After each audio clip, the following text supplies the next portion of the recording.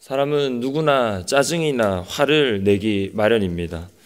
대다수의 사람들은 자신들이 짜증이나 화로 인해서 이 짜증이나 화를 내는 것에 대해서 불편하게 생각하지 않습니다.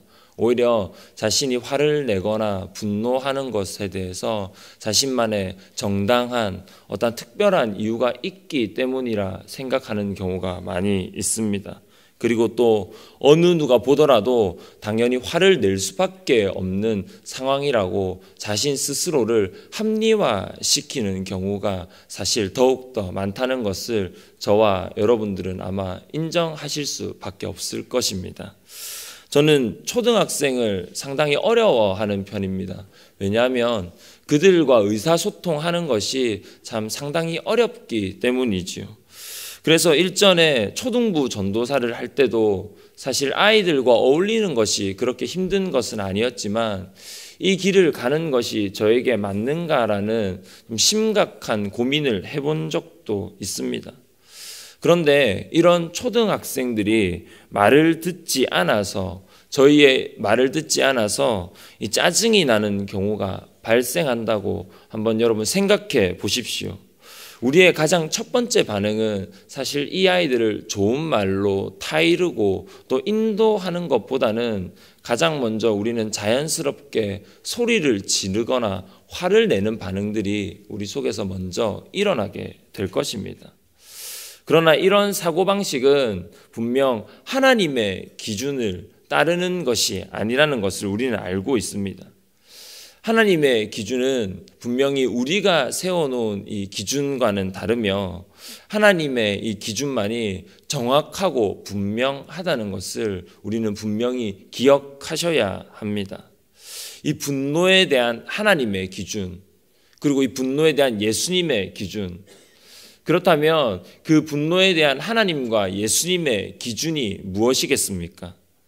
예수님은 오늘 우리가 함께 읽은 말씀 마태복음 5장 22절에서 형제에게 분노하는 것, 형제에게 화를 내는 것에 대해서 직접적으로 언급하고 계십니다. 형제를 모욕하는 것뿐만 아니라 형제에게 라가라 하는 자들, 그 모든 자들은 지옥불에 들어가게 될 것이라는 아주 이 강한 말씀을 누가 듣기에도 껄끄러운 이런 말씀을 서스럼 없이 전하고 계시고 있습니다. 여러분, 라가라는 이 표현은 이 히브리인들이 사용하던 욕설입니다. 이것을 굳이 오늘날 우리나라의 표현으로 우리들의 언어로 이렇게 바꾸어서 표현하자면 바보라는 표현인 거죠. 이 라가라는 표현이 바보라는 것입니다. 사실 생각해 보면 우리의 일상의 삶 속에서 우리는 얼마나 이 바보라는 표현을 자유롭고 또 편안하게 사용하고 있는지를 알 수 있습니다. 그런데 예수님은 오늘날 우리가 이 바보라는 표현을 사용하는 것조차도 막으시고 우리가 그렇게 표현하는 것을 원하지 않으신다는 것을 오늘 말씀을 통해 우리는 확인할 수 있습니다. 심지어 22절의 앞절인 21절에서는 이 살인에 관한 말씀을 기록하고 있는데요.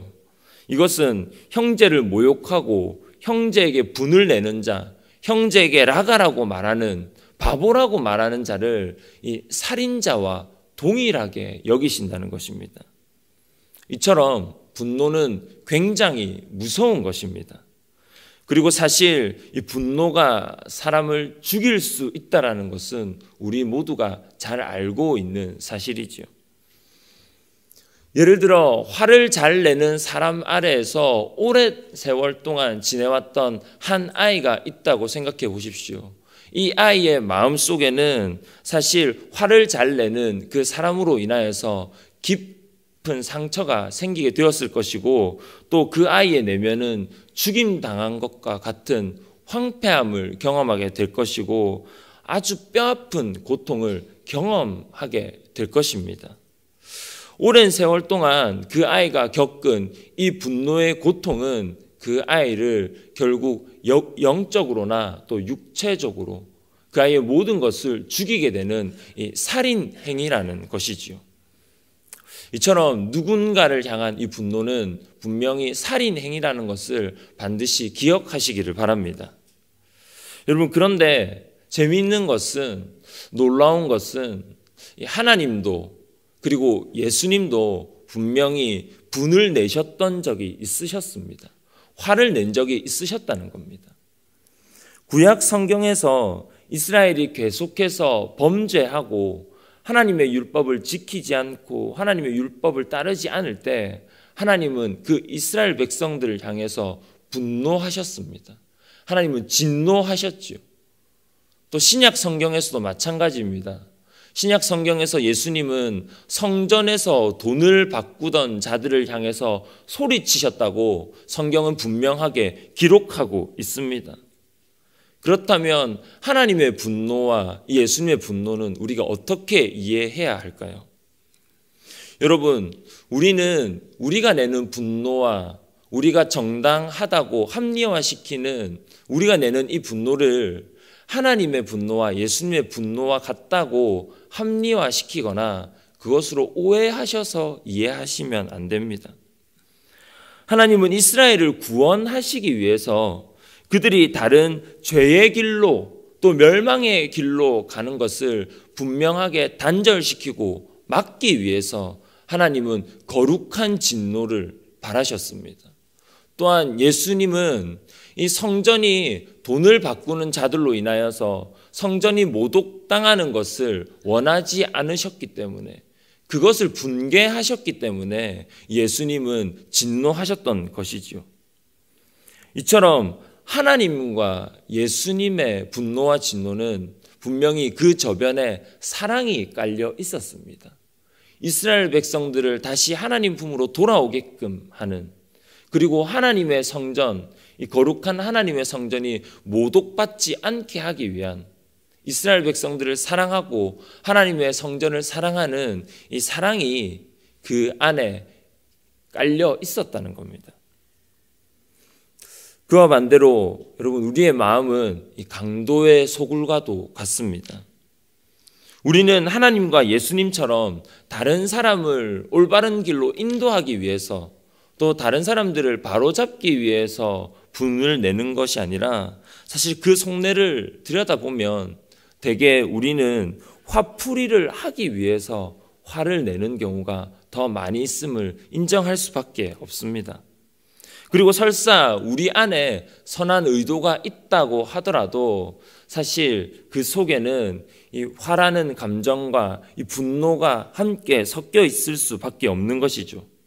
그래서 그런 분노는 상대방을 살리고 옳은 길로 인도하기보다는 그런 사람들을 옳은 길로 인도할 수도 없고 오히려 더욱 악한 길로 인도할 수밖에 없는 분노가 우리 가운데 있는 것입니다. 우리는 이런저런 어떤 이유를 든다 해도 우리의 분노는 분명 예수님이 원하시지 않으시는, 그리고 예수님과 우리의 사이를 아주 멀어지게 하는 하나님이 원하시지 않는 죄인 것이 분명합니다. 우리가 이 분노에서 해방되고 또 자유로워지기 위해서는 우리의 마음과 우리의 생활에서 이 분노를 폭발시키는 일들을 이제는 멈춰야 합니다. 처음에는 그 일이 어렵고 힘들다 하더라도 이 죄에 대해서 우리가 믿음으로 대항하고 싸우기 시작하면 하나님은 반드시 우리를 이 분노의 죄로부터 자유롭게 하실 것입니다. 여러분, 기억해 보십시오. 하나님은 분노에 가득 차서 애굽인을 죽였던 모세를 온유함이 지면의 모든 사람보다도 더한 사람으로 변화시키고 새롭게 해 주셨습니다. 온유와 인내와 겸손으로 충만하신 하나님의 어린 양 예수 그리스도를 우리의 마음속에 그리면, 날마다 그 예수 그리스도를 우리의 마음속에서 기억하고 그 마음을 가지고 살아간다면 우리는 이 분노의 죄를 이겨낼 수 있는 힘을 얻게 될 수 있을 것입니다. 그리고 저는 이것을 저와 여러분의 삶 속에서 실천해 보실 수 있기를 도전합니다. 만일 어떤 일 때문에 화가 치밀어 오른다면 곧바로 그 일을 일으킨 사람에게 찾아가지 말고 우선 그 자리에 앉으셔서 예수님의 마음을 기억하시면서 기도해 보시기 바랍니다. 만약 화가 난 그 상태로 그를 찾아가게 된다면 화가 폭발할 것은 당연한 이치이기 때문이지요. 분노가 생겨도 긴 말을 쏟아내고 분명히 내 분노가 정당하고 합당하여 그 사람을 바로 잡는 것에 도움이 된다고 생각이 든다 할지라도 여러분, 예수님과 같이 잠시 잠잠해지시는, 또 차분해지시는 그 마음과 자세를 유지해 보실 수 있기를 소망합니다. 여러분, 제가 앞에서 설명드렸던 이 방법들 지켜보십시오.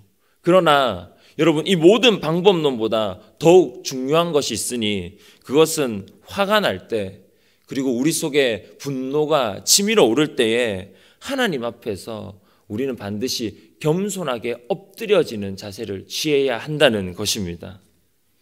하나님이 불의하고 더러운 죄에 빠졌던 우리를 향해서도 하나님의 사랑과 넓은 품으로 우리를 안아주셨고, 또 예수님은 추악하고 더러운 죄인을 위해 분노가 아닌 십자가의 사랑을 베풀어 주셨는데, 우리가 무엇이라고 우리를 조금 분노케 하고 우리를 화나게 하는 대상을 향해서 독설을 내뿜고 우리의 마음의 화를 그들에게 분노로 우리가 안 갚을 수 있단 말입니까? 예수를 따르는 그리스도인이라면 우리의 삶 속에서 우리는 반드시 하나님의 사랑을 담고 예수 그리스도의 실천을 닮아 하나님의 사랑을 우리의 삶을 통해 실천할 수 있어야 할 것입니다.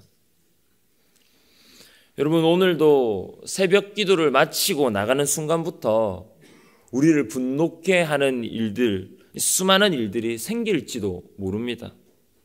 운전을 하면서, 또 뉴스를 보시면서, 대화를 하면서, 길을 걸어가면서 등등 수많은 상황들 속에서 우리는 쉽게 분노하게 될지 모릅니다. 그러나 이 사순절 기간 동안 더욱 하나님과 가까워지고 친밀해지는 시간들을 가지기 위해 우리는 화를 낼 수 있는 상황임에도 불구하고 우리가 하나님의 사랑을 얻은 이 그리스도인이라는 것을 기억하셔서 어린 양 예수와 같이 온유와 인내와 겸손이 저와 여러분의 삶 속에서 가득히 넘쳐날 수 있기를 간절히 소망합니다. 여러분, 도전해 보시기 바랍니다. 오늘 하루 어떤 상황 속에서도 작든 크든 어떤 분노도 내지 않고 하나님의 사랑과 인자하심을 나타내는 여러분들의 삶이 되실 수 있도록 도전해 보십시오. 아무리 우리가 억울하고 화가 나는 상황이 생긴다 하더라도 예수님이 참으셨던 것과 같이 우리도 우리의 분노를 참으실 수 있기를 간절히 축복합니다.